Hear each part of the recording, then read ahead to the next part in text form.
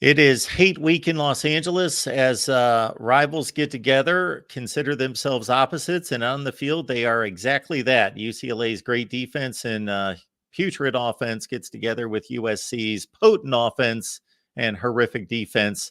And we've got Steve Merrill here to break it all down. You can catch Steve's complete work at wagertalk.com, WagerTalk TV as well, right here on YouTube, and his Under the Radar selection exclusive here at the Voice of College Football. We'll tell you a little bit more about that, but it's one of the great rivalries in college football. USC and UCLA.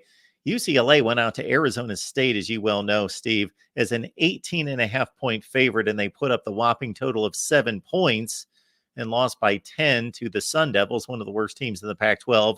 And so it's USC and UCLA. Technically, USC is the home team as a 6.5-point favorite.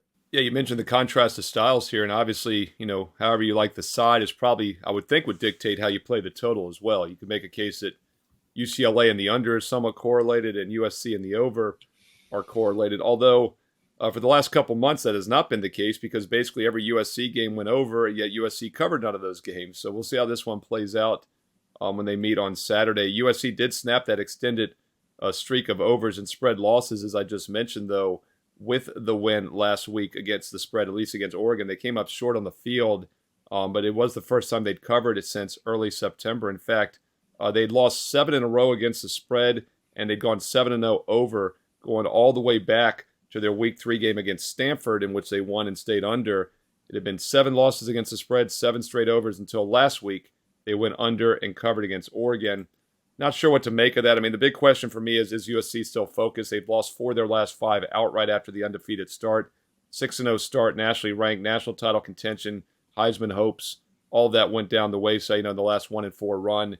You would think UCLA would be the reason they would get psyched for this game. They do have Cal. UCLA has Cal on deck. USC has nobody else on deck. So I do think USC comes to play. And I checked my simulation. 10,000 games run through the database simulation has USC winning by 9.5 on average. Current line, as you mentioned, is only 6.5. So I do think at under a touchdown, the value is probably with USC. And just not sure UCLA has enough offense to take advantage of that bad USC defense. But I do think USC can still move the ball in this game. Steve's work is at wagertalk.com, and consider that's also the NFL and the NBA. WagerTalk TV right here on YouTube. Under the radar selection, though, it's exclusive here at the Voice of College Football.